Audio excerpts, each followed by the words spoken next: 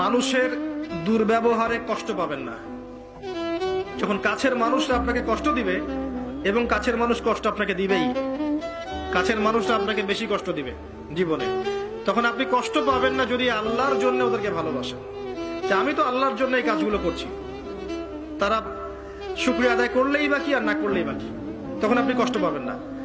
দুইজন ব্যক্তি যারা আল্লাহর জন্য পরস্পরকে মহব্বত করে, এই দুইজন মানুষকে আল্লাহ পাক আরশের ছায়া ছায়া দিবেন। পারা যাবে ইনশাআল্লাহ।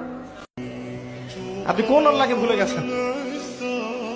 আমি অনেক লেকচারে বলেছি, প্রায় বলি কথাটা, যে আল্লাহ পাক ছাড়া সত্যিকার অর্থে আমাদের আপন বলে কেউ নাই।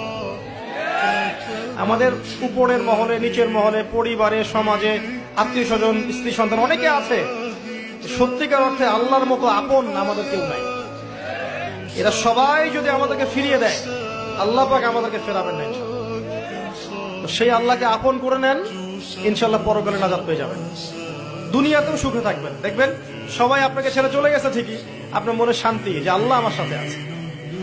সবাই আপনাকে ভুল বুঝছে, দেখবেন আল্লাহ আপনাকে প্রশান্তি দিবেন যে আমি তোমার সাথে আছি, কোন চিন্তা নাই।